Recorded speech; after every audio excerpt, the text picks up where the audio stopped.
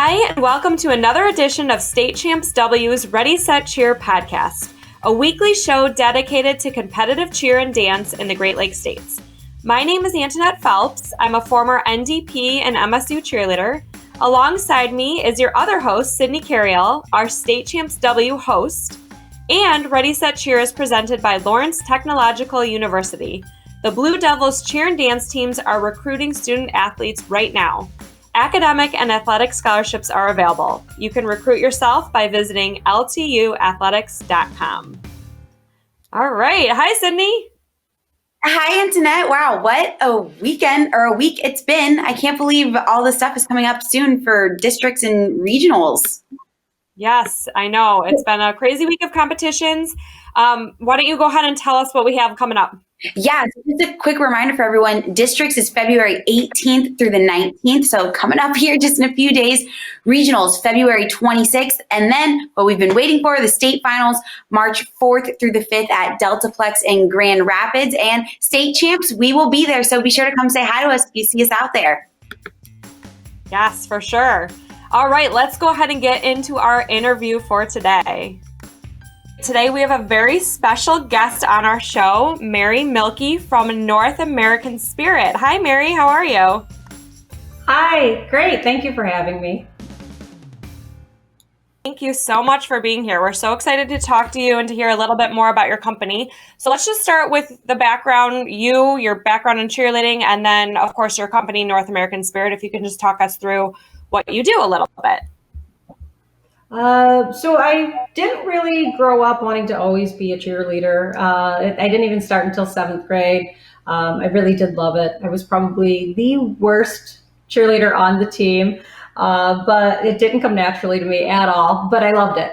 I don't know, can't explain it. And so when my high school coach, I had an awesome high school coach, and we were state finalists, and she just taught me so many life lessons. And when she moved to Florida, I had the opportunity to take over. And so I got to coach there until 2004.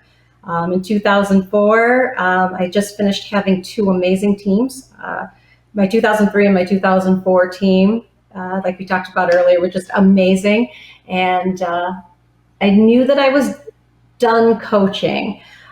They won state finals, and it just was like the end of a really cool chapter. And you're just not always going to get teams like that again. So I knew that I wanted to do something with cheerleading, and I prayed about it, and it just so happened I was helping the new coach run her tryouts, and the junior high coach was watching the way I was doing it, and she said, "I really like this method. Would you come in and do this at my junior high? I'll pay you."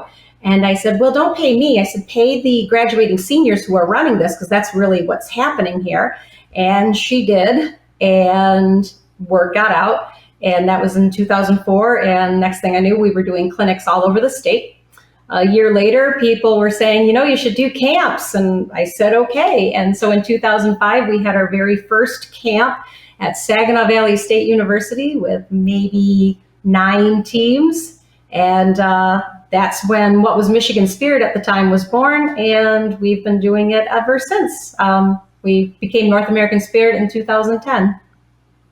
Oh, that's awesome. Wow. So you guys, you do camps, clinics, and you also do choreography and put on competitions as well? Yes, we do a little bit of everything. We want to help the coaches with whatever we can, really. We believe that no coach can or should ever have to do it alone. So our job is to provide coaches with as many tools as possible. Whatever they need to succeed, that's what we're here for. So that's awesome.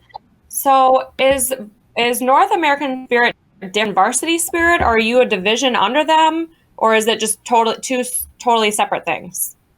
We are a completely separate entity. I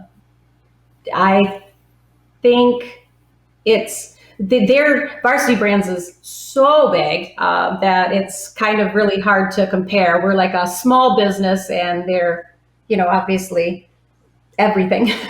So what's nice is Michigan allows for that. Here in Michigan, there are a few companies that are smaller, homegrown. Our our style is unique and our format is unique, which allows us to be able to really specialize for the teams here in our state. We do work with some teams in other states. They really like our precision and they like our stunting technique, but mostly we're here for those Michigan teams. Yeah, and speaking, Michigan teams plural, so we've got a ton of teams that come to you guys. On your website, we noticed that it says you customize choreography and really anything that the teams need. So how do you guys come up with different material for all the different teams so, they're not doing the same stunts or throwing down the same tumbling routines or anything like that? Well, I know for me personally, when it comes to choreography, I will only do a certain number of rounds a year. I do think that after a while you'll get the bring it on, spirit fingers if you do too many. And so I know I limit myself, but fortunately I have a huge staff of very successful individuals, former state finalists, former state champions, former national champions. And so fortunately I can ask these other staffers during choreography season to help me. When it comes to camp, the way that we train is truly unique in that it is customized to each individual school's needs. For example, when we have our camps, there are maybe 4 different classes going on at once, and the coaches choose what classes they want their kids to attend. And they might even split up their kids and have some go here and some go here and some go here. And then we have a private coaching element where then our staff changes it to fit the needs of that individual team.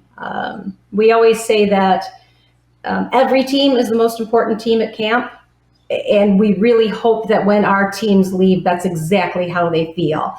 And so that's kind of our goal. Yeah, that's awesome. We heard that you are the expert in the cheerleading world and teams love working with you. So are there any teams that we may have heard of that have worked with you this year or maybe in the past? And then also, how might teams get an appointment with you? Okay. Yes, I have. Just in the past couple of weeks, I think I visited 40 different teams, and then Wow. I go a lot of places. Like just for example, we were just talking. I just got back from Onstead, and they are D3, obviously, and very successful. I usually it's not surprising for me to drive 2.5 hours for a 2-hour practice, drive 2 hours back. So, and I do that about 4 times a week this time of year. The best way to get an appointment with me, I guess is what you call it, is to book it in August.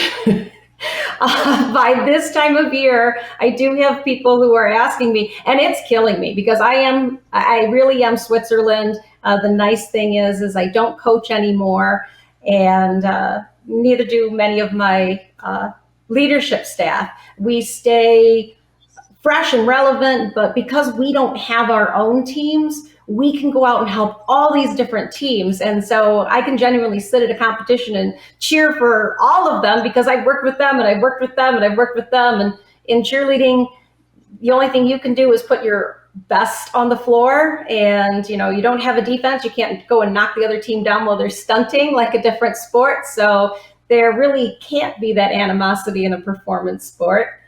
So yeah, I get to see a lot of different teams, and I love it. I love every minute of it. Yeah, it seems like you said, a bunch of different teams. I mean, I'm sure it's so cool seeing all of these teams grow from when you guys first saw them to where they get to by the end of the season working with you guys. What would you say is one of your favorite parts of your job? I would say watching the climb. I am a sucker for a good sports story, and I love when I am invited to work with a team and see their progress throughout the season. One of my favorite things, and a lot of people know this, is I love when a team makes it to state for the first time. or the first time in years, the first time in several years. I've been in the gym the week that a team has won state finals on numerous occasions, different gyms, and there's a vibe, there's a feeling, there's a part where that team knows they're going to win. And I can't explain it. I know with my own state champions in 2004, they knew they were going to win probably in November. And they just knew. And everything they did, they put that belief into it. And there's nothing like it. I can't describe it, but getting a chance to see them, hear their name called last, is just everything, That and my friends, there's some repeat teams out there that are good friends of mine, and I love those too, because those are always great stories along the way. But the climb is probably my favorite part. Giving me the chills talking about that with all these teams. Speaking of the climb, so you have to go through competitions to get there and all of that. How many competitions, we kind of touched on it earlier, but how many competitions do you guys put on? And do you have any left this year? We do. We did something very unique this year. We had a scrimmage that I would love to take credit for, but my office manager, Tara, who is the former state finalist Woodhaven coach, who is now with us, and cool. She put on a scrimmage that was just incredible. We had a state finalist, a panel official, and we had a safety official, and the team would perform and then come up to the table afterwards and get live feedback. So we did that a while ago. And then the other night we had our middle school mashup, which is the coolest competition because it's just middle school teams. It's all them. And these middle school teams are killing it. So we got to see that, which was great. Monday night probably is my favorite competition event because it's called the 700 Invite. And it's a little bit like a American Idol or The Voice or one of those type of shows, because when the teams get done with each round, they come up to the front and the judges give live feedback on a mic to the entire arena, which is super cool because the parents, I've gotten probably the best feedback from the parents, because the parents, they somewhat know, but they don't. And part of the reason we call it the 700 is because it's for teams that typically score 700 or higher. So they're looking for those last few points. And from a parent's perspective, they might not have noticed that a girl on the left arrived late to the first formation and a girl on the right took 3 steps to get to her formation. All they know is that they got a lower score in floor mobility and they want to know why. Well, there's the judge telling them right there why they got the score they got. And not only do we see teams improve between rounds, but the teams tend to we see the scores go up after the 700 Invite. So it's not just a competition. It is a learning experience for the athletes, the coaches. And I just love that our officials are willing to do that because they really put themselves out there. But it's been great for the fans and everybody. That's awesome. I wish I had that. Just knowing, because like you said, parents or spectators know, but they don't know why you got the score that you did. That's so cool. What a great idea. Yeah, so that's probably my favorite. And then we have a large event called the All County next week, Saturday. And not only are there divisions like typically, but then we take the highest scoring team from each county and those teams get medals. So there's kind of 2 ways to win with that one, to recognize that this was the highest scoring team from Wayne County today, and this was the highest scoring team from Oakland County today. It's kind of a different way of doing it, and we enjoy that one too. Yeah. Is that the last competition of the year? That will be our last competition of the year. It is the weekend before districts, and then we start. I get to go play Switzerland and cheer for all the teams at districts, regionals, and states for the next 3 weeks. So. Oh my gosh. Do you go to all 3 of those? Do you end up at states at the end to watch? Usually I do. This year, I'm not sure if I can because my daughter and son are both scheduled to have their own cheerleading competitions that same weekend in Chicago. And obviously they have to come first, even though they're adults. But yeah, usually I usually try to make it to a few different districts. Usually I can only make it to one or two regionals because it's impossible, but I try to make a list, highlight all the teams that we worked with from the past year, and then I try to get to the districts that have the most of the teams so I can see as many people as possible. So. Oh my gosh, you are one How busy cool is lady. that? I'm sorry, what? Oh, go ahead. Antonette, you go ahead. Oh, I just said you're one busy lady. I am, but I love it. I was going to ask, how cool is it that your cheer has kind of turned into a family sport between you and your kids and all of that? Yeah, I feel a little guilty about it sometimes. My husband, especially, who is my director of operations, so he's going to be running all of the equipment for our competition on Monday night, and he does it. He understands that it's important to me, so he's kind of learned to love it, I guess. And my son had never cheered except for just working camps and learning things along the way over the years. In high school, he did lacrosse, and in Michigan, there's that you can't do all-star if you are involved in another sport type thing. And I wanted to make sure that my kids were following the rules. So he didn't start cheer until there was an opportunity to be on an international open team that Beth Johnson from Vision started a couple of years ago. And it was a world's team, and he had a blast. And I have no idea how he got talked into this world's team again at 28 years old, but I'm having a blast watching him. And then my daughter, she's been doing it since she was 2.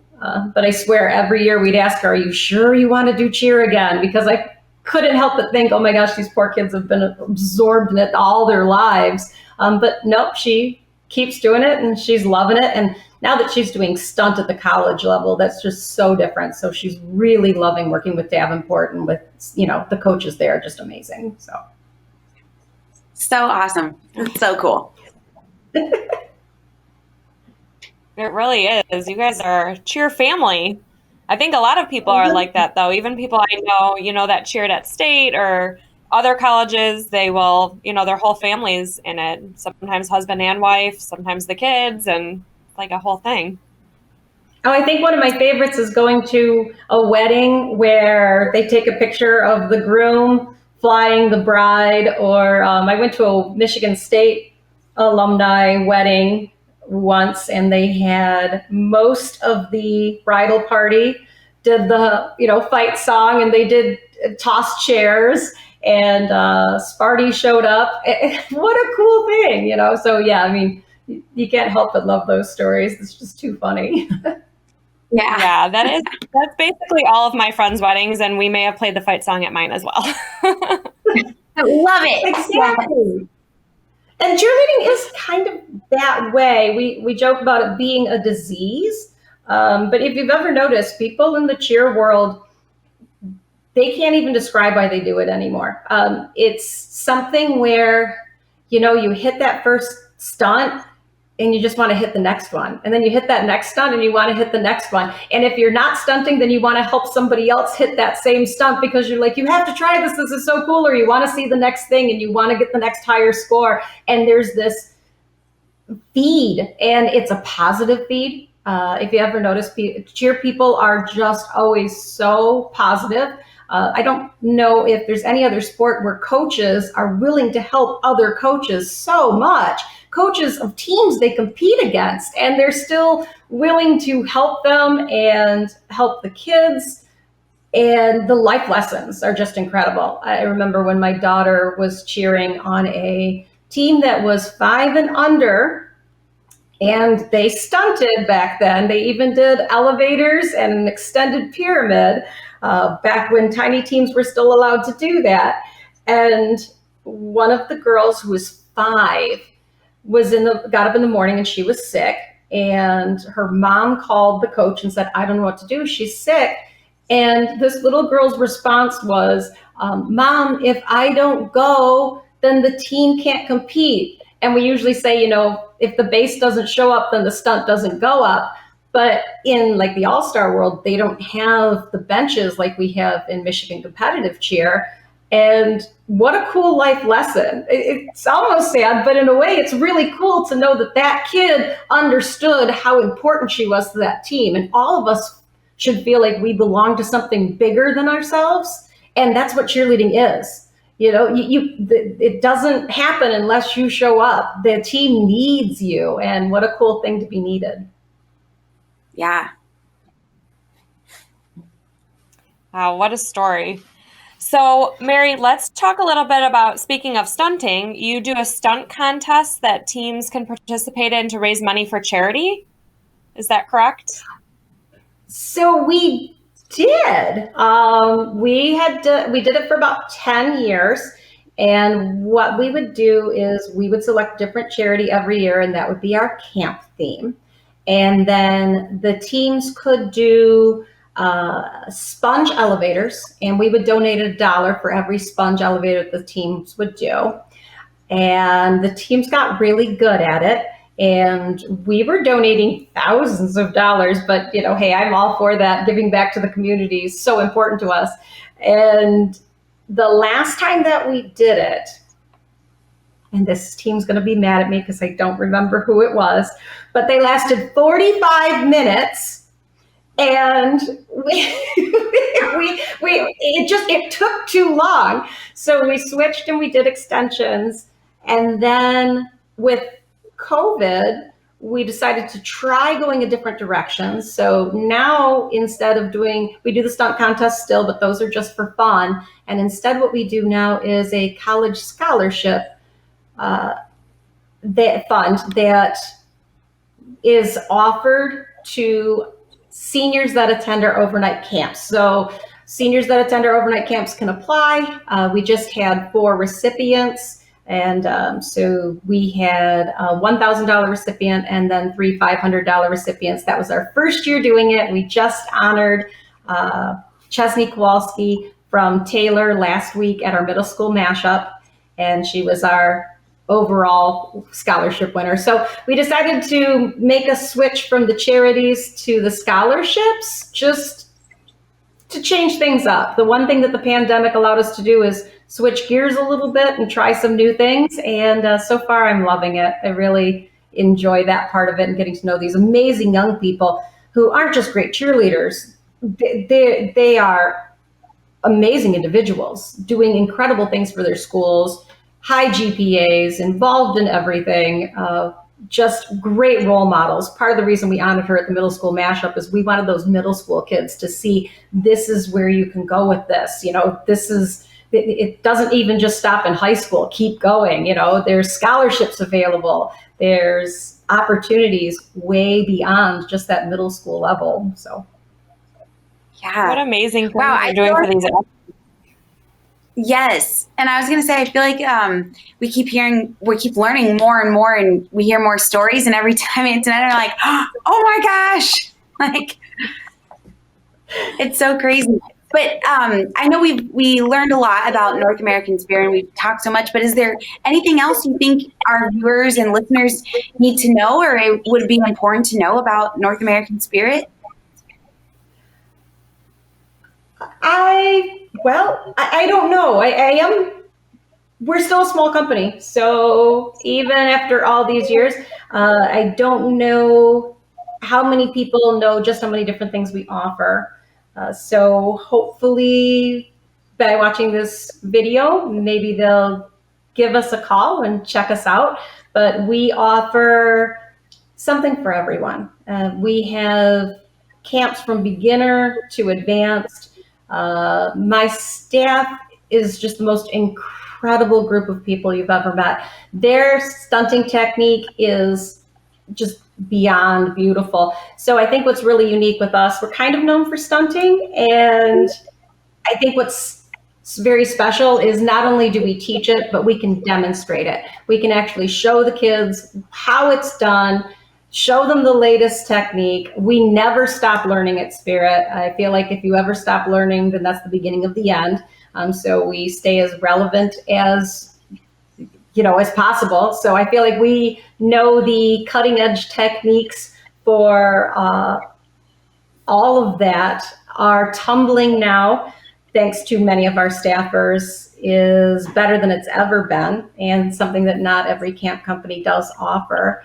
And the personalized attention, again, it's second to none. And the choices, too. I mean, we have a camp at Covenant Hills that is 2-day, and then we have one at Echo Grove that is 3-day. We have one at Kalahari that is an advanced camp with an extended day. We bring in experts from all over the country, really, to come in and help us instruct at that one. And then we have a new one called Challenge Camp, which we've only been doing for a couple years. Last year was the first year we did it as a commuter.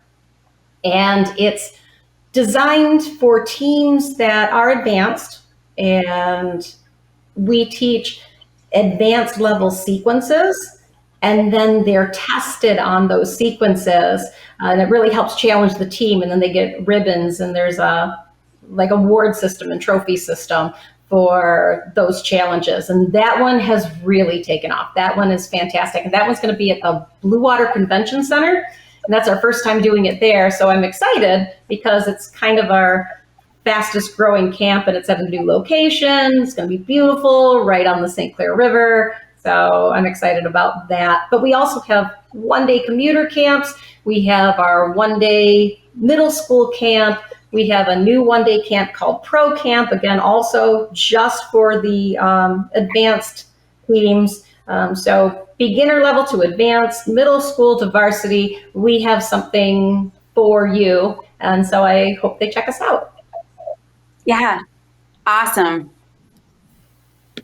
That's great. Thank you so much for being here. That was so fun talking with you today. Thank you. I really actually had a very good time. I was very nervous doing this, so it was really fun. Thank you. Yeah, that was awesome. We can tell you're passionate about the sport. So if we can tell, I'm sure our listeners and viewers will also be able to see that too. Oh, I do. I do. I guess everyone has that